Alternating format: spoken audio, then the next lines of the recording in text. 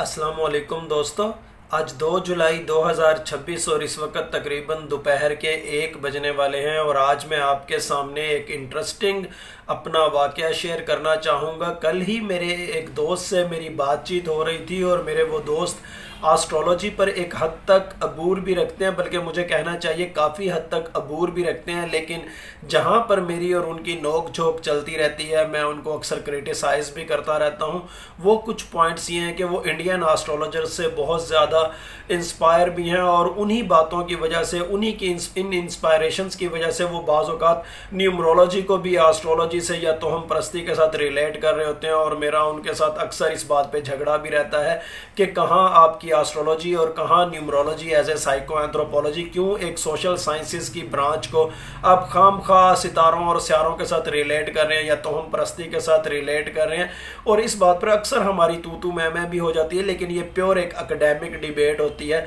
वो एस्ट्रोलॉजी के प्रिंसिपल्स के अकॉर्डिंग बात करते हैं और मैं numerology as a psycho anthropology अक्सर उनकी बात से इनकार भी कर रहा होता हूँ या उस हवाले से अपनी राय का इजहार करता हूँ। लेकिन कल जो मैं आपके साथ वाकया शेयर करना चाह रहा हूँ वो ये कि कल बातों बातों में उन्होंने कहा कि इमरान खान के ऊपर साड़ सती है, वो साड़ सती के ज़ेरे असर चल रहे हैं और इसी वजह से उनके तमाम तर मामलात स्टक हुए हुए हैं, दिस एंड दैट। उन्होंने एस्ट्रोलॉजी की ज़ुबान में जो भी कहना था उन्होंने कहा, लेकिन ये सुनते ही बेसाख्ता मेरी हंसी भी निकल गई और मैंने हमेशा की तरह नोक झोंक तो अपने एक अंदाज में मैंने की। लेकिन जब मैंने उनको इस तरह की कुछ बातें की वो एक तरह से चिढ़ भी गए और उन्होंने मुझे चैलेंज भी किया। लेकिन मैंने उनको कहा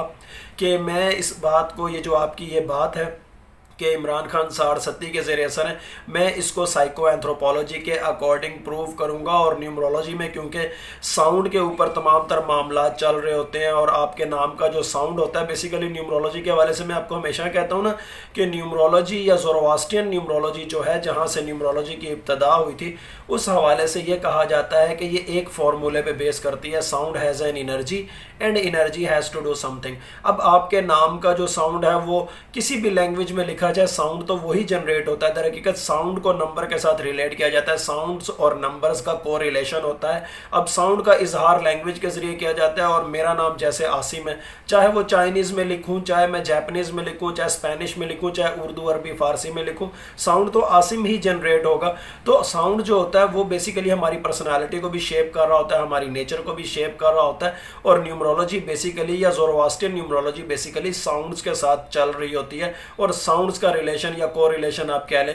वो नंबर्स के साथ हम डिटरमिन कर रहे होते हैं। और उसी के बगैर मैंने उनको कहा कि मैं अपने व्लॉग के अंदर भी ये बात करूंगा और इस वक्त तकरीबन मुझे ये यकीन है कि जब मैं मेरा ये व्लॉग अपलोड होगा तो यकीनन वो सुन भी रहे होंगे और देखेंगे भी सही, और इस हवाले से शायद वो अपनी राय का इजहार भी करें। मैं यहाँ पर साड़ सत्ती के हवाले से जो हमारे माशरे में तरह तरह के कंसेप्ट पाए जाते हैं, मैं एस्ट्रोलॉजी को बिल्कुल भी चैलेंज नहीं कर रहा, लेकिन मैं numerology as a psycho anthropology अगर मैं इस हवाले से बात करूं तो नफ्सियाती एतबार से या साइको एंथ्रोपोलॉजी के एतबार से हम साड़ सत्ती कहते किसको हैं। आप आज अगर इस कंसेप्ट को समझ लेंगे तो आपकी बहुत ज़्यादा मुश्किलात आसान हो जाएंगी। बल्कि यहाँ पर मैं आप लोगों को ये भी कहूँ कि आप में से हर वो शख्स जिसको किसी नजूमी ने, किसी एस्ट्रोलॉजर ने अगर कहा हो कि तुम पे तो बंदिश है, तुम्हारे तमाम तर मामलात रुके हुए हैं या तुम साड़ सत्ती के ज़ेरे असर हो, उन सब के लिए ये व्लॉग, आज ये चंद मिनट का व्लॉग आपके लिए बहुत ज़्यादा फ़ायदेमंद होने वाला है। आप साड़ सत्ती को इंग्लिश में अगर डिफाइन करें तो कॉग्निटिव डिसोनेंस कह सकते हैं आप इसको। और कॉग्निटिव डिसोनेंस का एक तवील दौर आप उसको कह लें जिसमें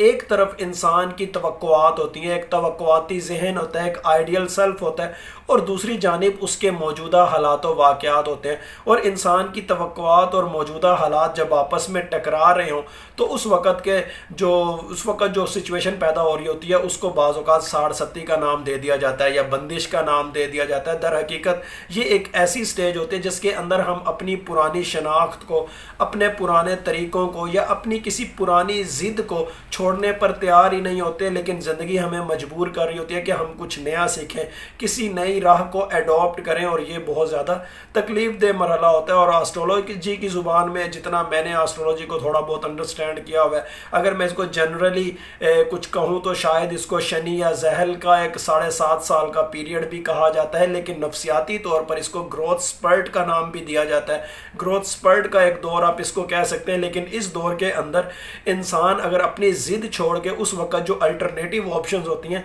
अगर उनको अडॉप्ट करना सीख ले तो ये दौर तबाही का नहीं होता, फिर ये दौर जो होता है ये एक नई ग्रोथ का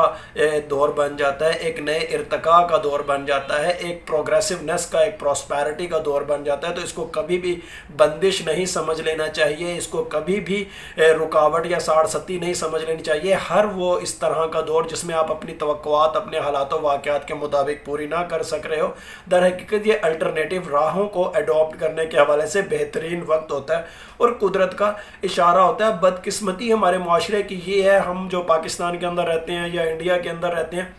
कि हमारे यहाँ साड़-सत्ती की इस टर्म को एक तरह से सनत बना दिया गया है, एक तरह से खौफ फैलाने वाली साइकोलॉजी या साइकोलॉजी ऑफ द फेयर बना दिया गया है। और जितने भी ये जो हमारे माशरे में हमारे इर्द गिर्द तो हम परस्ती फैलाने वाले या नजूमी लोग या कहानत परस्त होते हैं, ये इंसान की बेबसी उस आलम में जो हो रही होती है, जब इंसान अपनी तवक्कुआत के मुताबिक रिजल्ट्स नहीं पा रहा होता तो उस वक्त जो एक इंसान के अंदर बेबसी आ रही होती है या एक गैर यकीनी किसी सूरत हाल होती है, ये लोग उसको कैश कराने की कोशिश करते हैं और ऐसा एक साड़-सत्ती का या बंदिश का या रुकावटों का लेबल लगाते हैं जिसके अंदर इंसान तो पहले ही बेबस होता है, लेकिन उसको ये बावर कराने की कोशिश की जाती है कि अब तो आपके इख्तियार में कुछ रह ही नहीं गया, कुदरत की जानिब से शायद आपको कोई सज़ा मिल रही है या एक कुदरती सज़ा है और इस सज़ा को शायद हम किसी टोने टोटके से या किसी रेमेडी से तो दूर कर सकते हैं, वरना अब आप जो भी करोगे हर चीज़ में आपकी रुकावट होगी, हर चीज़ में आपकी राहें बंद होंगी। और फिर इंसान जैसा सुनता है, जैसे माहौल में वो होता है, वो वैसा सोचने लग जाता है और उसे अपनी तमाम तर जो साबका नाकामियां होती है ना, वो भी ऐसे नजर आता है कि जैसे उसको यही फील हो रहा होता है कि जैसे ये साड़-सत्ती के ज़ेरे असर है। एक तरह से यहाँ पे आप कह लें कि सेल्फ फुलफिलिंग प्रोफेसिस, फिर साबका जितनी भी नाकामियां होती हैं इंसान उसको भी साड़-सत्ती वाले कंसेप्ट से या बंदिश वाले कंसेप्ट से या रुकावटों वाले कंसेप्ट से रिलेट कर रहा होता है। और ये जो नजूमी या कहानत पसंद लोग होते हैं ये इसी कमज़ोरी का फ़ायदा उठाते हैं और फिर पैसे बटोरने की कोशिश करते हैं। लेकिन इसके साथ साथ ये जिस तरह की साइकोलॉजी ऑफ द फेयर ये प्रमोट कर रहे थे, उससे एक इंसान जो इनके पास बेबसी के आलम में या अनसर्टेनिटी के आलम में चल के जाता है, उसकी कुव्वत इरादी दर हकीकत कमज़ोर हो चुकी होती है। वो अपनी ड्राइविंग सीट पर फिर खुद नहीं बैठा होता, अपनी ज़िंदगी की ड्राइविंग खुद नहीं कर रहा होता, बल्कि वो इनके हाथ में दे देता है और ये समझने लग जाता है कि अब मेरा अपना फैसला तो बहुत कमज़ोर हो चुका है, या मैं खुद से जो फैसला करूँगा वो तो शायद नाकामी का दो चार होगा, और ये जो कहेंगे अगर मैं वो करूँगा या वैसी राह अडॉप्ट करूँगा तो शायद मेरे लिए कामयाबी हो जाएगी। दर हकीकत अपनी खुद इरादी को वो बिल्कुल कमज़ोर कर लेता है या किसी के हाथ में अपनी कुव्वत इरादी को पकड़ा देता है। अब यहाँ पर मैं आपको एक बात और भी बताता चलूँ कि कोई भी जी शऊर शख्स, कोई भी समझदार शख्स, कोई भी रैशनल शख्स, कोई भी प्रैग्मेटिक शख्स, कोई भी इंटेलेक्चुअल शख्स, वो कभी भी साड़-सत्ती का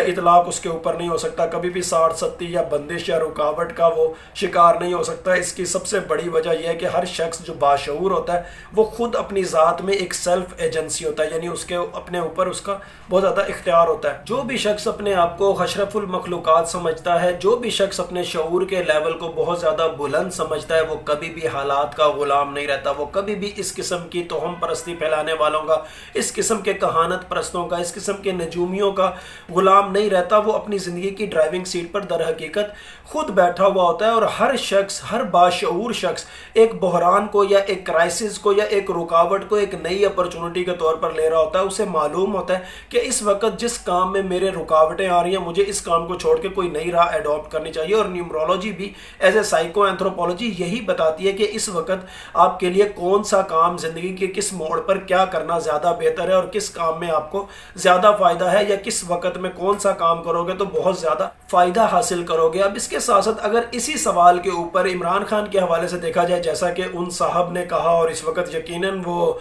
मेरा व्लॉग देखेंगे भी सही, मैं आपसे अपनी तमाम तर ऑडियंस से भी ये सवाल करता हूँ, आप इमरान खान को देखें, जितने क्लिप्स उनके सामने आते हैं, जितने बयानात उनके सामने आते हैं, जितनी स्टेटमेंट स्टेटमेंट्स उनके सामने आती हैं या अपने वकला से भी वो जो बात करते हैं, क्या आपसे मैं सवाल पूछता हूँ, क्या आपको कहीं से लगता है कि इमरान खान कहीं झुक गए हैं, कहीं वो सरेंडर कर चुके हैं? क्या आपको लगता है कि इमरान खान बेबस हो चुके हैं? उन्होंने इनकार किया, कुछ लोगों ने उनको जो ऑफर्स देने की कोशिश की और मुसलसल ऑफर दी भी जा रही हैं, लेकिन ऐसा नज़र आता है कि जैसे इमरान खान किसी सरेंडर करने के मूड में भी नहीं है, और उन्होंने गिलगित बल्तिस्तान के हवाले से भी उन्होंने किसी किस्म की डील को मानने से इनकार कर दिया, और नतीजा क्या हुआ, फिर फॉर्म 45 फॉर्म 47 के अंदर बदल गए। इसी तरह आज़ाद कश्मीर के अंदर भी जब इनकार किया गया तो बल्ला पहले दिया गया था, फिर वापस ले लिया गया। दिस एंड दैट सारे तमाम तर मामला जितने भी हैं हर जी शऊर शख्स के सामने मौजूद हैं, और हर शख्स समझ सकता है कि पहले लॉलीपॉप देने की कोशिश क्यों की जाती है, ताकि इमरान खान सरेंडर कर सकें और हमारी बातों को मान लें। लेकिन जब सरेंडर नहीं किया जाता तो फिर अपनी अनापरस्ती दिखाई जाने लग जाती है। तो ये सारा कुछ, ये तो एक ओपन सीक्रेट है। और आप सबसे भी मैं सवाल करता हूं कि क्या कभी इमरान खान के बयानों से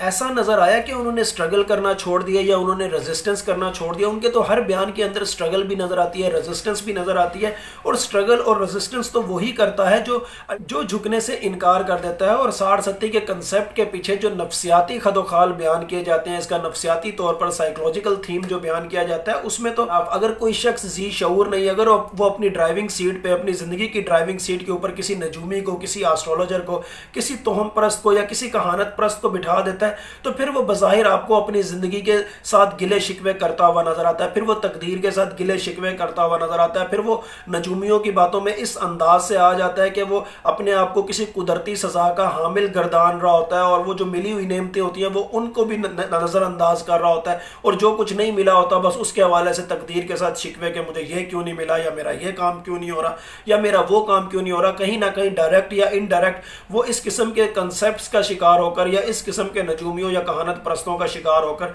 कहीं ना कहीं नाशुक्री का हामिल बन जाता है, या उसके अंदर होपलेसनेस इंस्टॉल हो जाती है, या होपलेसनेस इस तरह के लोगों के जरिए इंस्टॉल कर दी जाती है। और अब आप यहाँ पर खुद देखें कि एक 60-70 के कंसेप्ट के जरिए असर रहने वाला शख्स वो तो एक तरह से सर्वाइवल मोड में होता है, लेकिन क्या आपको इमरान खान सर्वाइवल मोड के अंदर लगते हैं? बल्कि वो तो एक उनका एक ब्रॉड विजन है, और वो चाहते भी यही हैं कि पूरे पाकिस्तान के अंदर उनका जो एक ब्रॉडर विजन है for the sake of Pakistan progress, वो किसी तरह इंप्लीमेंट करें, किसी तरह एग्जीक्यूट करें। अब यहाँ पर अगर इमरान खान के नाम का अदद भी देखा जाए तो 4 का नंबर आता है, और 4 का नंबर साइकोलॉजिकली क्या बयान करता है कि किसी की ज़ात में सलीका कितना है, डिसिप्लिन कितना है, पंक्चुअलिटी कितनी है, और डिसिप्लिन भी ऐसा कि फौजियों की तरह हर काम एक वक्त पे करना। हाँ, कहीं ना कहीं से कुछ पुशअप, कुछ सहारा वो ज़रूर चाहिए होता है, और इसी मकसद के लिए इमरान खान ने कहीं ना कहीं अलामा राजा नासिर अब्बास को भी आगे किया हुआ है, महमूद खान अचकज़ई को भी आगे किया हुआ है। और किस मकसद के लिए आगे किया हुआ है, किन लोगों से मुलाकात के लिए आगे किया हुआ है, किन लोगों से मुज़ाकरात के लिए आगे किया हुआ है,